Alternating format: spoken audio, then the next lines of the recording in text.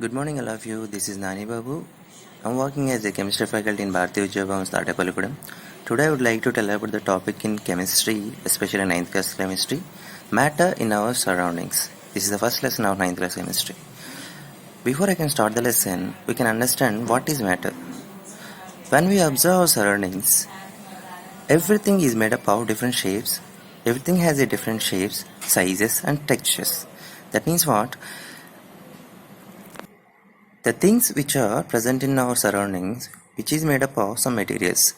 These materials are scientists named as matter. What is that? These materials are scientists named as matter. Matter means nothing is everything is in our surroundings is a matter. Example, food, what we can eat, air, what we can breathe, stones, stars, plants, human beings, animals, all these are all considered as a matter. According to definition of matter, the substance which occupies space and having mass, we can call that matter. These are all the examples of matter. These are all matter. These are all examples of matter.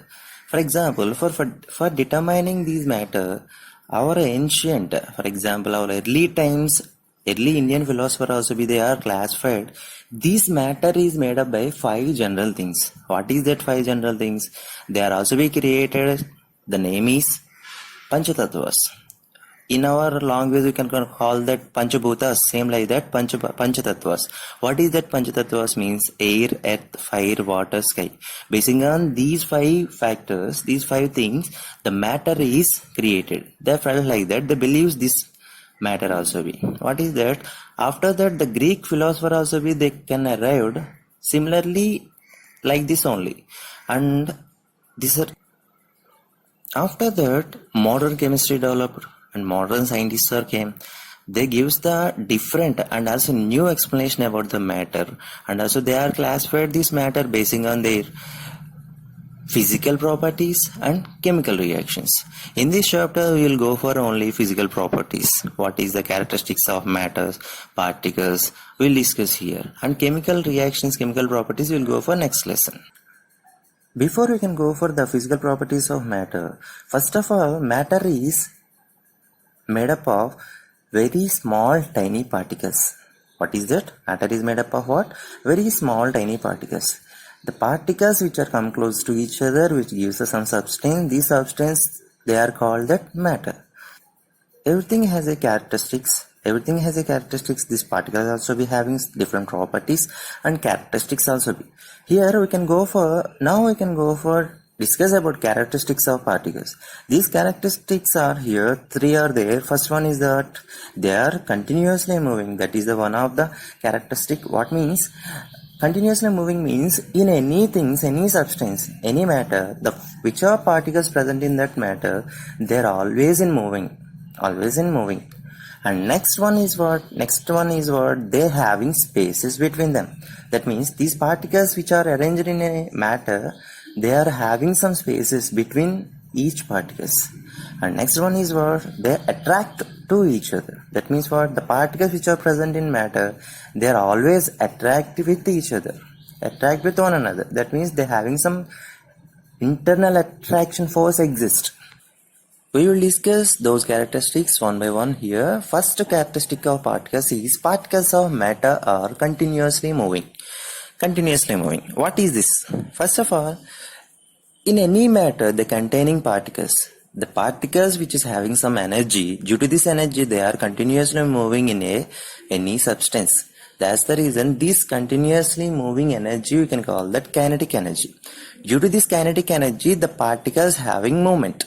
And this kinetic energy also be having different states are there in different mediums. For example, at cool state, the particles are moving very slightly, very slowly. At high temperature, with increasing of temperature, the particles are moving very, very fastly. That's the reason what happens here. The kinetic energy increases with the increase in temperature. That's the reason the particle movement is also be increases. So now we can do some activity. Is particles are really moving or not? For example, I will take a 100 ml of water in a glass beaker, and I can add 1 or 2 drops of ink to that water. What happens? After some time, the ink will spread will spread throughout the water uniformly. That means what? Because of particles are moving in a water, due to that reason the ink will be going to be spread throughout the water, throughout the water uniformly. That's the reason, look at there, particles present in water is always present in movement. Due to this reason, ink particles uniformly spread throughout the water. What we can observe by this activity? Here, particles which are present in your water, those are all moving in state. That's the reason the ink we can add to that water, the ink going to be spread throughout uniformly throughout the solution. By this activity, you can observe, okay, particles are moving in a solution or things. For example, I can tell about another activity. What is that? You can take a cold water and also add some sugar to that one. What happens? The sugar going to be dissolved in that water, and you can add more sugar to that one. After some time, the sugar does not dissolve into that, but at that situation, you can try to warm that water and heat that water. What happens? Whenever you can try to heat that water, the water get warmed. After that, you can add some more sugar. It's going to be dissolved. Because here what happens? Whenever you can add to the heat to that water, the particles having kinetic energy, it will be increased. Due to that reason, what happens? The particle movement is increases. That's the reason the dissolving of sugar is also be increases. This is the another example of particles having continuously motion in any things or matter. The movement of particles present in a matter the particles movement is also be different in different types of matters. What is the movement? Look at there, solids, liquids, gases, these are all there. In that, particle movement in solids is minimum. Why? Because the particles which are present in solids, those are all very close to each other. That's the reason the movement is going to be very slow. That's the reason here what happens? Movement of particles in solid is minimum. When compared to the solids, liquids having somewhat more moment is there, because the particles in water, the particles in water, those are all having high spaces. That's the reason the moment in liquids is more. When compared to the liquids, gases having more spaces between them. That's the reason the moment is very, very high, maximum in that gases. The second characteristics of particles of matter is having spaces between them. Particles of matter having spaces between them. For checking about this, I can select some example. What is it? Somewhat I can take 100 ml of water. For that purpose, I can take 100 ml of water and I can add 10 grams of sugar to that one. After that, I can get only 10 ml of sugar solution. What happens here? Here, the volume does not increases. Why it is happens? For checking purpose, I can do an activity. What is that? Take a water in 100 ml. Take a 100 ml of water in a glass. After that, I can add. Here, look at there, the water particles present in glass.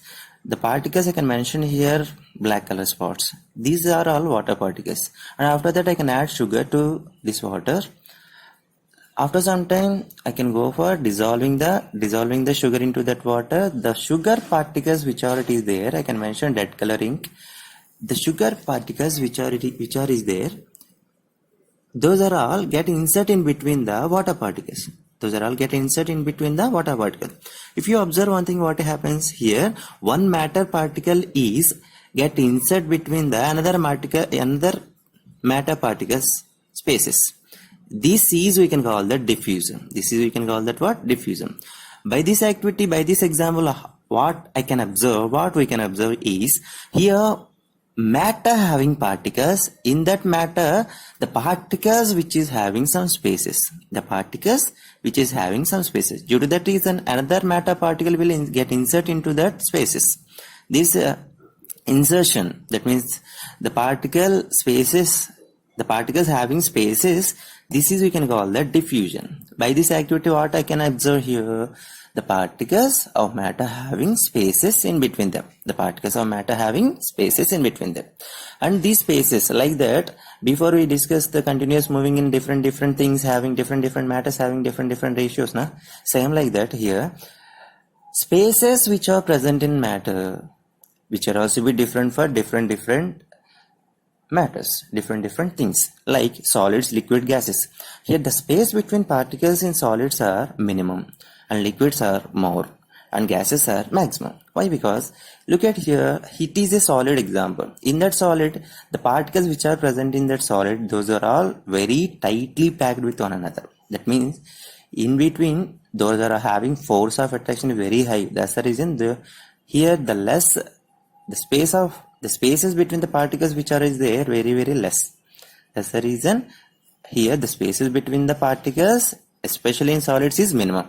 You can go for liquids. Liquids, look at there, in that liquids the particles which are having some spaces, more spaces when compared to the solids. That's the reason more. And we can go for gases. Gases having very freely particles. That's the reason which is having more spaces between particles. This is the maximum in gases. These are all the matter having spaces between them. Third characteristic of particles is particles of matter attract each other. Particles of matter attract each other. We can observe up to now solids, liquids, gases. They having particles as well, but in solids they having very tight, very close to each other particles, and liquids are having somewhat more spaces when compared to the solids, and gases having more spaces when compared to the solids, liquids. That means here the particles which are present in any matter or things, they having some force of attraction. Now we can go for, is this right or wrong? You can go for checking. Look at there, for example, not this example, for example, you can go for use any iron piece, or for your understanding purpose, I can take a pen. I can strike this pen with another pen or iron. This is the iron only. Iron. What happens? In one striking it does not breaking, and the striking does not breaking. After 2 to 3 strikings it will be break. Why this iron does not breaking means here the particles which are present in iron is having so much of force of attraction between them. Due to that reason the particles does not break to each other. It is one of the example of particles having some force of attraction between them. Another thing, you can observe some tap water. You can observe this is the tap water. You can place any object here. What happens? The running of water going to be this place to this place. And after what happens? You can place here any object. The water particles will going to be destroyed here, break here, and also after that is coming their original position. What happens? Because here object is there, that's the reason the water particles going to be able to break here. After object here is going to be attract each other. Because why it is happens means because these water particles having some attraction force. By this activity, and before what we can discuss, iron will strike the other iron particles. What happens? Iron does not going to be break, because in any matter iron or water particles, they having some attraction in between them. That's the reason it does not break.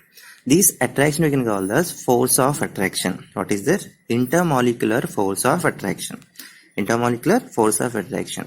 What we can observe, okay, particles which are present in the matter, those are all having some attraction. These attraction we can call as intermolecular force of attraction. This force of attraction also be different, present in different manner in different things like solids, liquid, gases.